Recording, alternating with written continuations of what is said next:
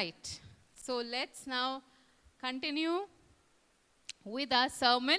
Last Sunday it was about Joseph, right? You all remember any activity that we did last Sunday? Somebody got a reward also. What was that activity? Anyone? Yes, clay making. Very good. Son is very observant. Excellent. So it was clay making. So the way the preacher told us was like how God transforms us, how God takes us through different journeys. And and it was a story of Joseph, right? Now, today, so nowadays everybody has, on a lighter note, everybody has 5G, 4G, right? Today we are going to see 2G, that is God gathers, okay? GG, God gathers, all right? So yes, it is from Genesis 49, the gathering, okay? Who gathers, where they gather, we'll come to know as we go along. Last week, it was a story of Joseph. But we go back to the patriarch, Jacob. So today we are going to do again Jacob and how he concludes his journey of life. All right, so that is why it is called the gathering. In the Old Testament, it was also the gathering meant the death of somebody and they are gathered to their people. Means they are gathered to those who have gone to be with the Lord. So they say that Jacob was gathered to his people. So that is why it is also another way of saying gathering. So, but then today we are going to talk about how Jacob gathered his children together and then he gives them the promises. All right. So we are reading from Genesis 49. Before that, let me ask you a question. If you had one sentence to summarize God's work in your life, what would it be? God forbid, today is not your last day, but what if you had to make a sentence to summarize God's work in your life? Maybe it could be a phrase, it could be a sentence, it could be a word, okay? Or it could be a paragraph or anything. But today I want you all to think about a sentence that summarizes God's work in your life. What would it be? Can you tell your neighbor? What would it be? Somebody behind you, somebody next to you? Quickly.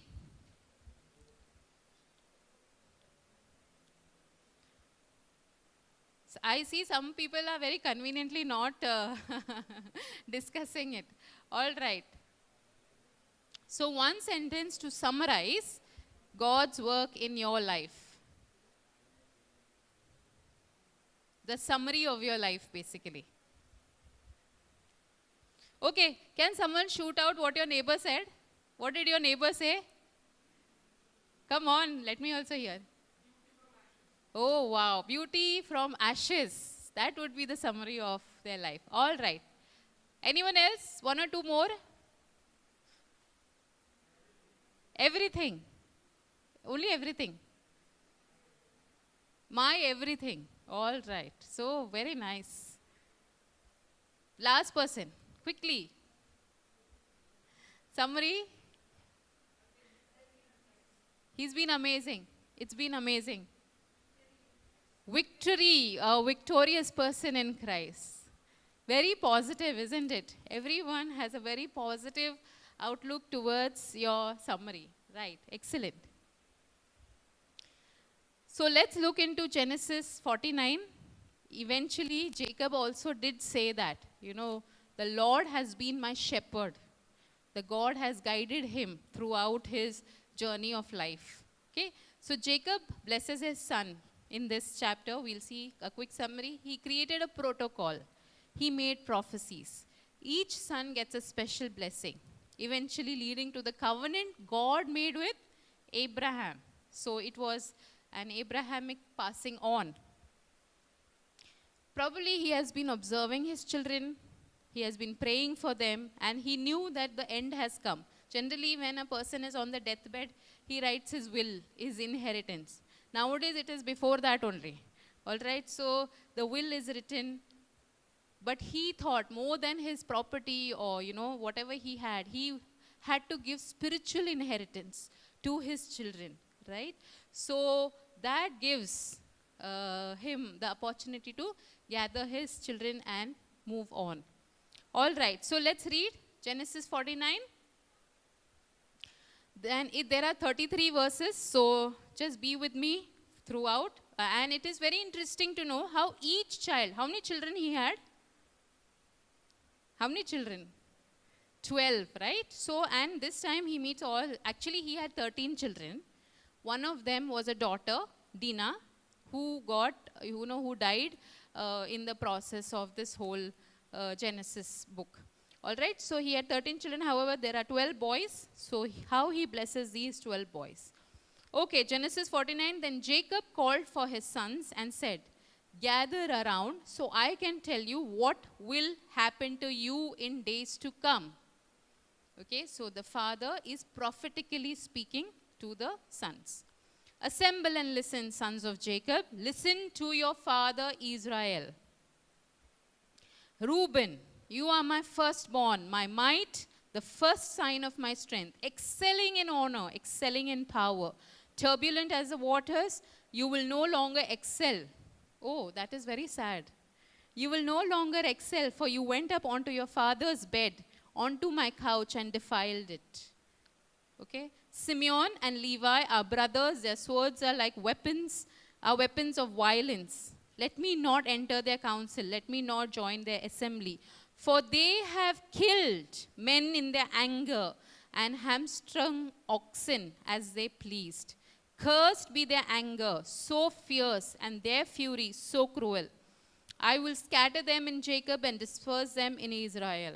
So this is the two other children. Is it very pleasant to hear this? No. So he remembered what they had done long time ago. So they had killed basically the people who had raped Dinah. So those people, the Simeon and Levi had killed, but in disguise. All right. So if you want to know more about it, please read your Bible. You'll come to know the whole story. All right. Let's move on to Judah. Judah, your brothers will praise you. Your hand will be on the neck of your enemies. Your father's sons will bow down to you. You are a lion's cub, Judah. You return from the prey, my son. Like a lion, he crouches and lies down like a lioness who dares to rouse him. The scepter will not depart from Judah, nor the ruler's staff from between his feet, until he to whom it belongs shall come, and the obedience of the nations shall be his. He will tether his donkey to a vine, his colt to the choicest branch. He will wash his garments in wine, his robes in the blood of grapes.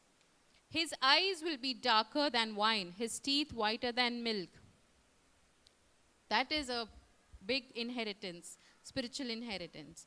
Zebulun will live by the seashore and become a haven for ships. His border will extend towards Sidon. Issachar is a raw-boned donkey lying down among the sheep pens. When he sees how good is his resting place and how pleasant is his land, he will bend his shoulder to the burden and submit to forced labor.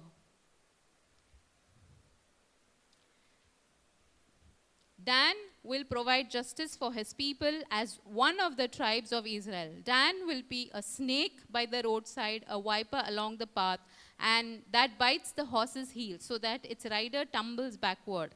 I look for your deliverance, Lord. Gad will be attacked by a band of raiders, but he will attack them at their heels. Asher's food will be rich. He will provide delicacies fit for a king. Naphtali is a doe set free and bears beautiful fawns. Joseph is a fruitful vine near a spring whose branches climb over a wall. With bitterness, archers attacked him. They shot at him with hostility, but his bow remained steady. His strong arm stayed limber because of the hand of the mighty one of Jacob, because of the shepherd, the rock of Israel. Because of your Father's God who helps you, because of the Almighty who blesses you with blessings of the skies above, blessings of the deep springs below, blessings of the breast and womb. Your Father's blessings are greater than the blessings of the ancient mountains, than the bounty of the age-old hills. Let all these rest on the head of Joseph, on the brow of the prince among his brothers. Benjamin is a ravenous wolf. In the morning he devours the prey. In the evening he divides the plunder. All these are the 12 tribes of Israel. And this is what their father said to them when he blessed them, giving each the blessing appropriate to him. I'll read that line again. It says, and all these are the 12 tribes of Israel, and this is what their father said to them when he blessed them, giving each the blessing appropriate to them. Now the death of Jacob, then he gave them these instructions. I am about to be gathered to my people.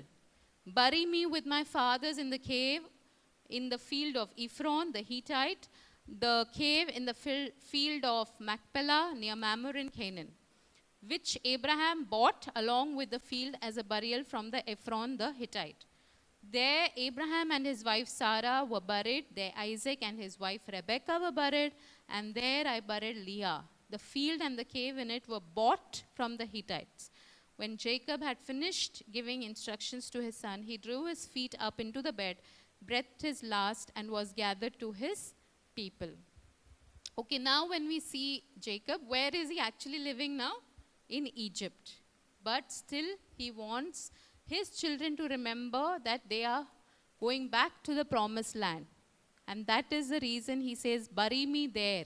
Because he knows, he reminds them again that this is what God had promised Abraham, this is what God had promised Isaac, and this is what I am telling you as a father. I am reminding you of where we are originally from, or where our origin is.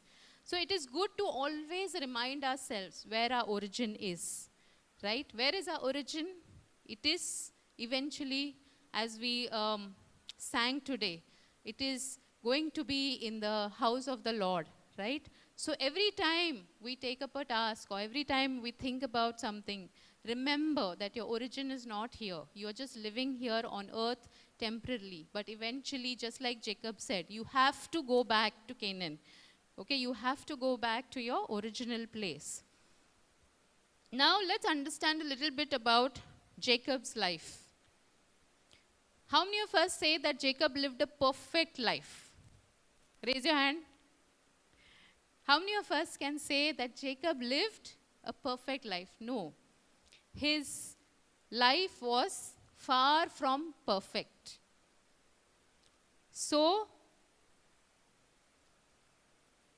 he was born again. From the time he was born, he was told that, he came in holding his brother's feet, right? Then he was named Jacob because deceiver. Eventually we see that Jacob cheated his brother and got his birthright. Then we saw he also cheated his father. Then we saw that he cheated Laban. A lot of things that he did. But eventually what happened? He realized, he wrestled with God. He said, God, I'm not going to go away from here till I get your blessings. And then we see that there are a lot of things that he did which was like a turning point for him. So Jacob's life had been a journey of transformation. He began as a deceiver, became a wrestler with God, and ultimately was renamed Israel.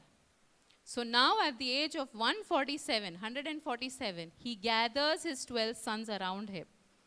So this is more than a family meeting. Probably he had lots of family meetings, but this is one of the last family meetings that he has. It is a prophetic assembly because he says, I will tell you what will you do in the days to come. He doesn't say this I will give you or this is what will happen. He says, I will tell you what will happen. So he's so sure he's heard from God and he knows each one of them and what is going to happen to them. The man who once struggled to understand God's plan now speaks with remarkable clarity about God's purpose for future generations. Like initially he didn't even know where he was supposed to go. He didn't even know whom he was supposed to marry. He didn't even know how many children he'll have. But now he knows what will happen to his children, the future generations. In fact, if we see Judah's blessings, you can come to know that there is a, pointer of Jesus Christ also. The Messiah eventually comes from the line of Judah, right? So Jacob's final gathering teaches us not only about the future of Israel, but also about how God works through families, failures, and faith. Amen? So even though we may not be in the right direction, of our families may all be all over the place, like we are not a very, what do you say, with the perfect family. But God has a plan for each one of us. God has a plan for each of our family members, right? Just like Jacob said. Now, what is this gathering all about? Now, in Genesis 49, 1 to 2, he says, gather around so I can tell you what will happen to you in days to come. Jacob was not merely looking backward at their past. He was looking forward into God's plan. So, before blessing, Jacob calls for unity. Okay? So, why did he gather? Because he wanted all the children to come united. Because see, Joseph was living in Egypt for such a long time. And the children of Jacob, the other 11, were living with him. So probably there was a good bonding, or probably they knew each other very well. But they also had a fear that if their father passed away, probably Joseph will kind of torture them or kind of avenge them for what they have done. Because probably Jacob also had that in mind. So that is why one of the reasons could be that he wanted them to be united. He wanted to leave behind a purpose. And God always desires reconciliation before release. So he wanted them to gather so that each one will be reconciled with each other. So he basically, when he said, Reuben, you did this, Judah, you did this one did this, he wanted to kind of not expose them towards each other, but wanted to tell them, I understand, I know that you are not perfect, but still you are my children, and I want to bless you with an inheritance, right? So a father gathers his family. Okay, a father gathered his family before he departed. Before blessing, Jacob's call for unity. This teaches us the importance of finishing life well. So he did not want to leave the thread untied. Like he wanted to kind of get them all along together. Jacob could have spent his final hours contemplating, thinking what I did wrong, how I can repent, how I can, all those things. But no, he said instead, I want to pass on my blessing, my wisdom, my spiritual inheritance to my children. Many people focus on leaving behind wealth. Okay, so when I die, I want my children, or I want so-and-so person to have this. But what about their spiritual life? What about, say for example, it's not only about death, but if you are leaving somebody, or you know that there is a certain calling that you have, what are you leaving behind? Maybe it is for children, your spouse. What are you leaving behind? For your friends, when you go. Many times we know that we leave jobs also, right? We leave jobs, we go to another job for better opportunities. When you leave that company or organization, what are people going to talk about you? Are you leaving behind a legacy? Are you leaving behind saying, yes, he was truly or she was truly the child of God, right? So when we are leaving behind, what are we leaving behind, right? Right from being a family to being a secular person or being in a corporate or anything that way. A godly legacy is not measured by possessions, but by spiritual influence.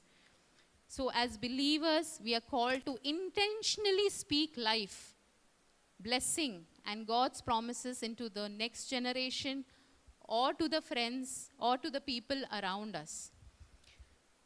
So can you tell your neighbor, I'm going to be a spiritual influence?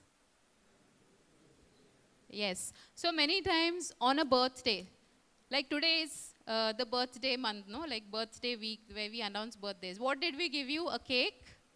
No. We gave you a spiritual legacy.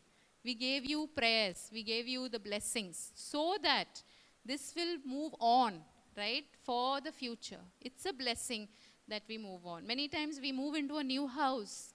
Why do we want prayer?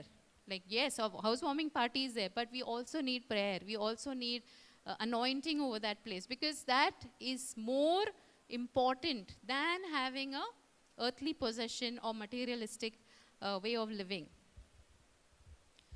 Secondly, the first commandment Jacob gives is what? Gather. There needs to be a gathering.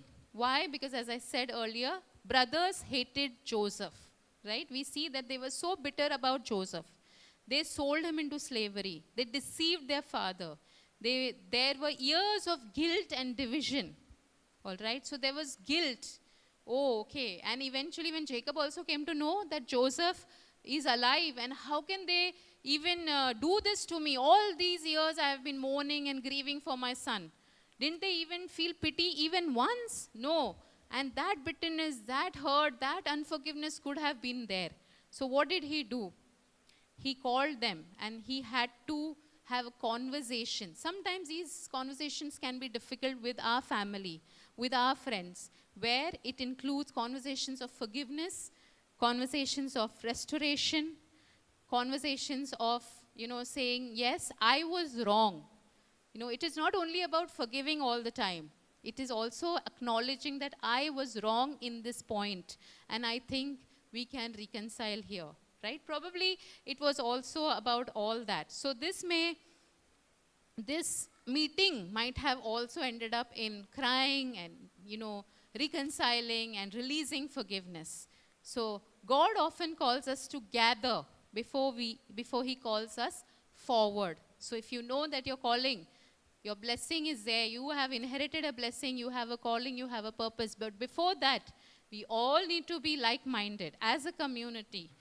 Let's forgive, let's gather, let's release forgiveness, let's acknowledge that this is where I was wrong.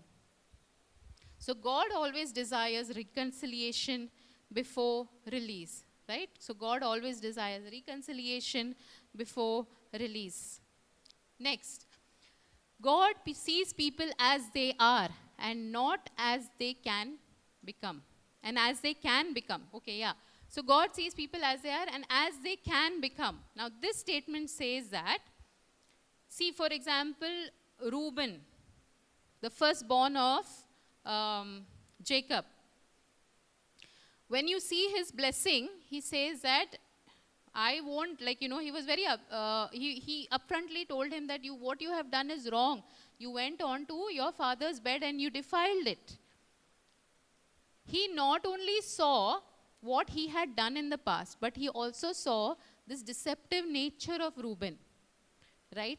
So what happens is, he saw each one of them, not about their past. He's a father after all. He knows all his 12 children. How many parents know all their children, right? You know what they will become.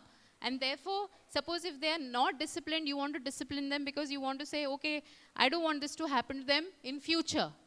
In future, probably they'll struggle if they don't do this, right? Similarly, Jacob warned them, or maybe he told them, this is who you are.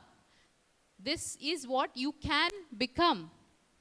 So Reuben needed correction.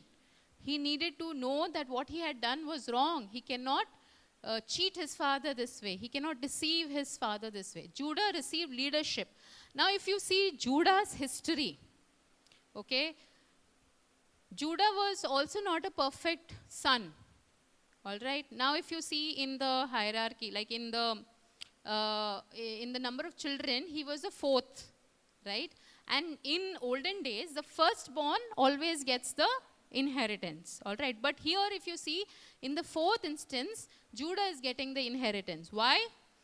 Because Judah received leadership is because Judah did wrong, okay? When he was there, Joseph was being put in the pit, and they said, oh, this is what we will. But Judah had something in mind. What was that?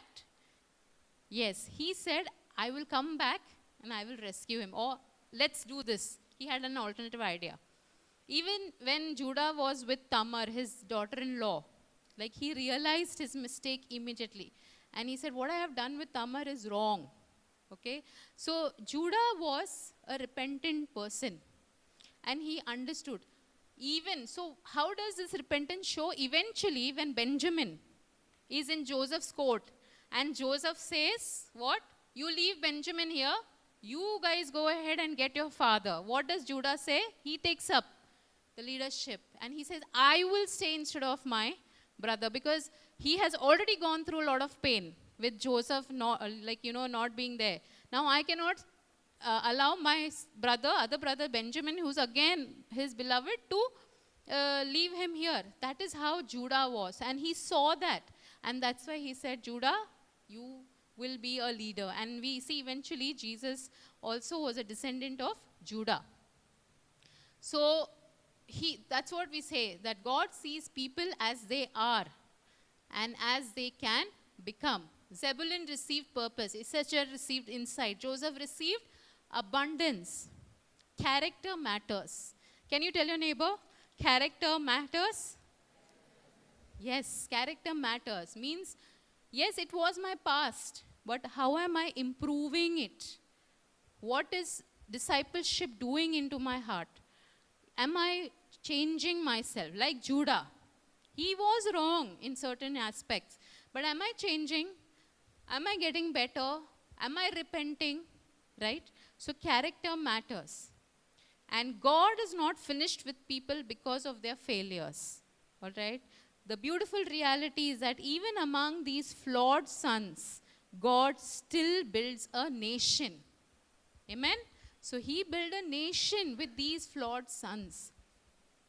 God works through imperfect people. The story of Israel is not about perfect sons, but about a faithful God. Each son hears a different word. Right? One of the most striking features of the chapter is that every son receives a unique blessing. No two words are identical. Like even though Reuben and Simeon and Levi have done wrong, still they both get different inheritance, different blessings. Because, why? Because even God deals in us individually. He doesn't say, acha, this guy also does the same thing, this girl also does the same thing, their punishment or their blessing will be the same. No. For some, God shows grace. For some, God says, wait, he'll have compassion. For some, God is immediate to say, no, you have to rectify this mistake. God sees each one of us differently and individually. Okay? So he's forming people according to his design. Can we tell each other, God is forming me according to his design? Yes. All right. So God is forming each of us. So he saw what? The character. God works through imperfect people. Now, Judah, the unexpected line of the king. This is God's amazing grace. Although Judah, as I said earlier, God looks at individually. He doesn't see, okay, he's Judah, so I will do it. No. His blessing says the scepter will not depart from Judah. Who has a scepter? The king.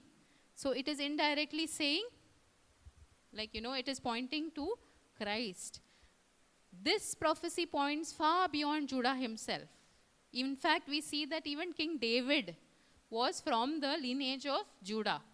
Right? So David was king. Yes, he was one of the best kings in Israel. King David, the royal line of Israel, ultimately, Jesus Christ is our reigning king. Okay, that's because of God's amazing grace. Judah himself was not perfect. His history included serious failures. Yet, God chose him as the royal line. Why? Because God's plans are based on grace and not on human merit. Right? He rewrites our stories. Among all the blessings, Judah's blessing stands out.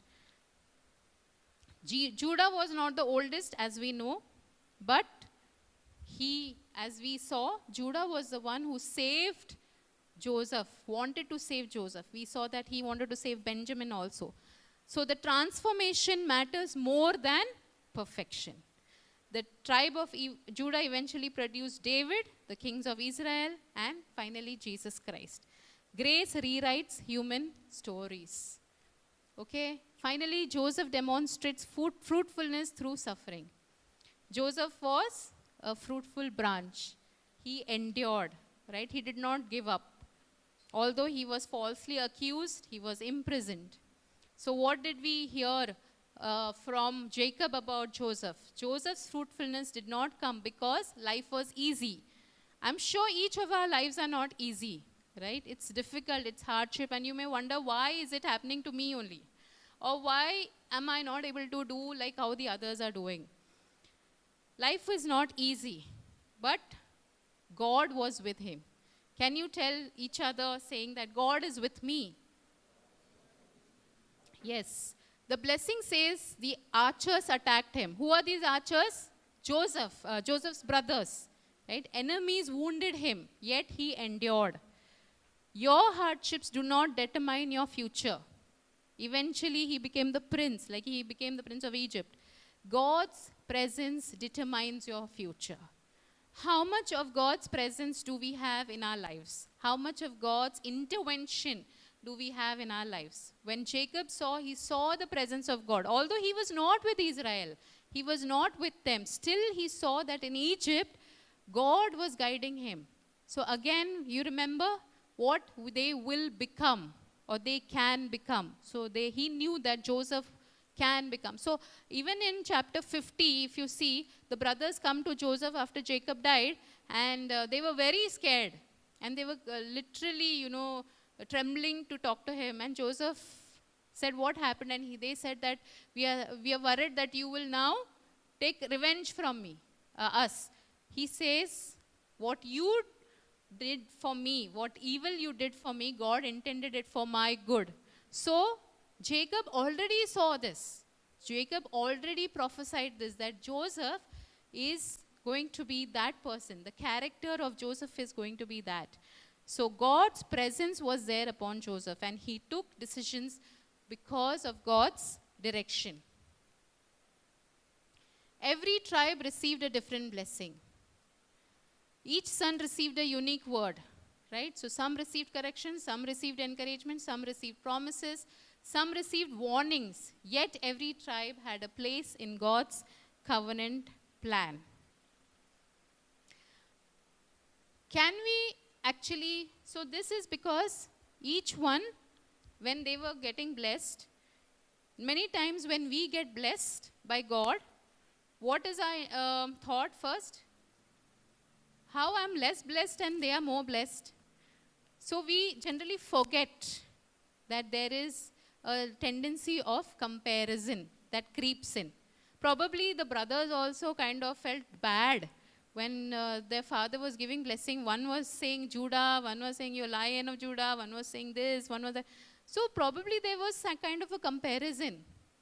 Many times in churches or in communities, we see that some lead worship, some clean the chairs, some take Sunday school. When we start comparing our blessings, we lose the joy of serving. We lose the joy of, receiving those blessings from God. Your calling must be a different calling. That's what. Every son received a unique word. Every one of us is unique. And individually, God gifts us. Some received correction. Some received warnings. So you could be in one of those lists where you are getting encouragement at times, where sometimes you're getting warnings. Sometimes there is no warning, nothing. Suddenly there is a blessing, right? And you feel, oh, I have done so many wrong things, but how God is blessing me. So each one has a unique word. Let's not compare. Let's not say, he is better than me or I am better than him, right? So as a church, we all come together with our gifts, with our blessings, with our calling, and we form the body of Christ. That is how gathering happens in community. Each one of us is being called by God, blessed by God, and then we come together and we form the body of Christ. Jacob's faith was strong at the end. Okay? So God is sovereign, yet our decisions matter, right? God's sovereign works through human choices. Reuben's instability affected his future. Levi's violence brought consequences. Judah's leadership opened doors for blessing. All right? And they were all but part of the bigger story. God's sovereignty works through human choices. Their future was connected to their character. Now, Jacob's faith was strong at the end. Jacob died in Egypt. Yet his heart remained fixed on God's promise. He believed that God would one day bring his descendants back to the promised land. As promised to Abraham, as promised to Isaac, and as revealed to him. Right? Faithfulness means trusting God even when fulfillment is not immediate. Like even after we are no more, or even after we are not there, we believe that God will continue his work. It also shows that Jacob knew this promise of the coming Messiah. Right? Through Messiah comes salvation for the world. So the 12 tribes reveal the bigger story of redemption. How God's redemptive plan has always involved transforming flawed people. Like how we just discussed, that we are all flawed. We all have different ways that we connect or correct ourselves. The 12 tribes become the foundation of Israel. From Israel comes the Messiah. Through the Messiah comes salvation for the world. So this was the greatest gathering that we can connect to, right? God's covenant never fails. God keeps his promises, redeems broken people, uses imperfect families, shapes destiny through grace, and remains faithful from generation to generation. As Jacob breathed his last breath, he left behind more than sons. He left behind a testimony that even a person like Jacob can end up into having such a great blessing. He couldn't see it, but he knew that the blessings were coming for his sons. They were going to be a nation, and from that nation is going to come a Messiah for the people. Jacob teaches us that a life surrendered to God can finish well. His final words were not about endings. They were about God's continuing story. And we see God's continuing story. Because of God's people, death is never the end of the covenant. The God who was faithful to Abraham, Isaac, and Jacob remains faithful even today for us. Amen? Yes. So we have God's redemptive plan, which is bigger than human weakness. God is always gathering a people for himself. You are one of them. I am one of them. The Bible begins with a family gathered around a dying patriarch. It ends with God's family gathered around his throne. Right? So eventually, we are all going to be gathered around his throne, and we are going to worship him forever and ever. Amen. So that should be our inclination, and that should be our motive. No matter how imperfect we are, how flawed we are, just like the brothers, just like the sons, but God is going to bless us, and God is going to say, this is not your end. There is transformation that will happen. There is a testimony that will come through you. And that is because of the cross. Amen. I'll call upon Pastor Virgil to pray for us. Can we all rise up? We'll just pray for all of us.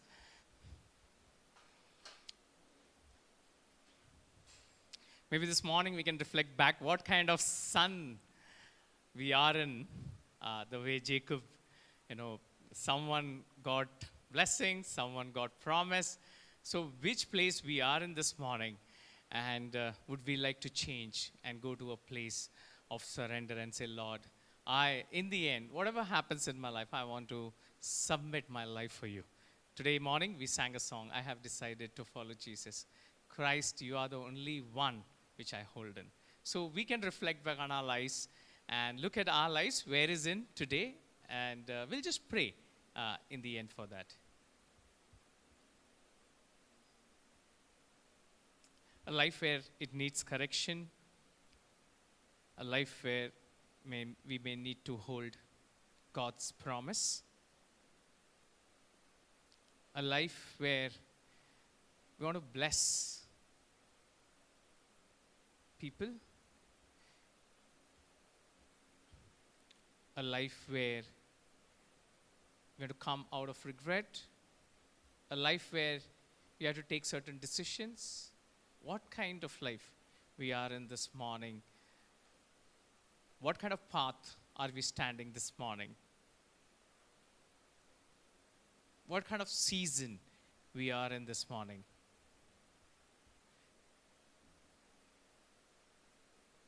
God works with imperfect people, with a perfect posture of humility and surrender,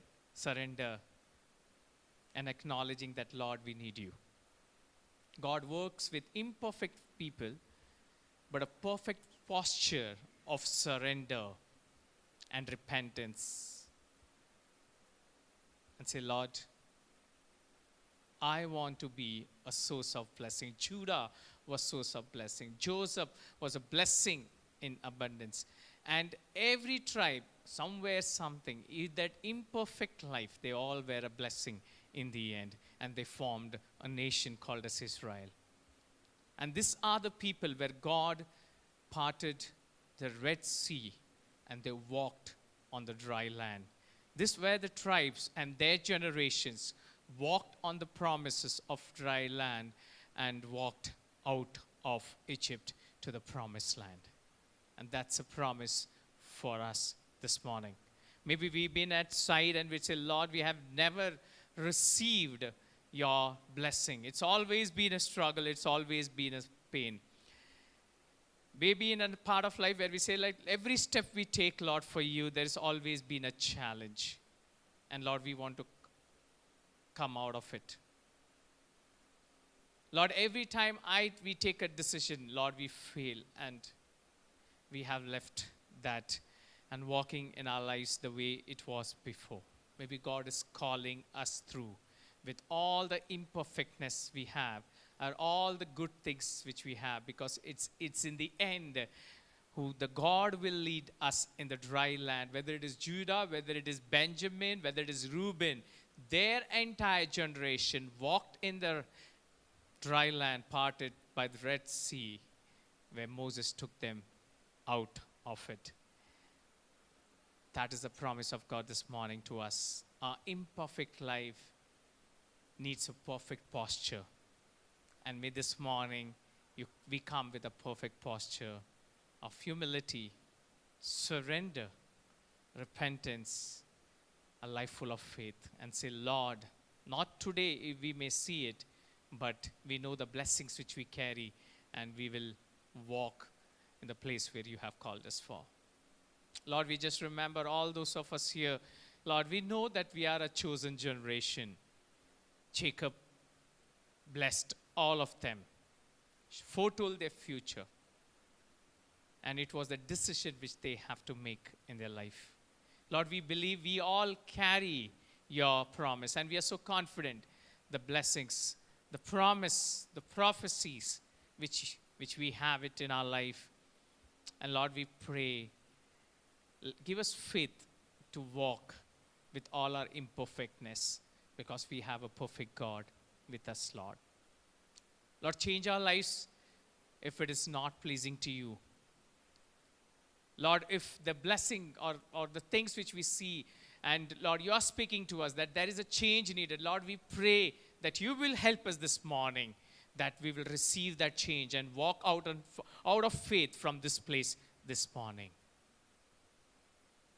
If we are in a place where God is saying that this all are blessings, not only for Jacob, but it has been promised to all the heirs of Jesus Christ. That is how, the New Testament author wrote about, we are called as Abraham's heirs, and we all partake in the blessing because through of Jesus Christ. We can walk in dry land We can see parting of Red Sea. We will receive forgiveness. We will walk in faith. We can walk in faith, in confidence, if we take a decision right away from this place and say, Lord, I surrender. And I still hold on to the faith. I still hold on to the pruning. Still hold on to your promises. I want to walk in faith this morning from this place. Lord, we bless you, we thank you, and Lord, we want to pray and ask you, Lord, Father, for all these words, doesn't remain as an empty words or a word of just bringing it to all of us, but it's all the word of life. Through the Spirit, it comes out, it brings life, Lord.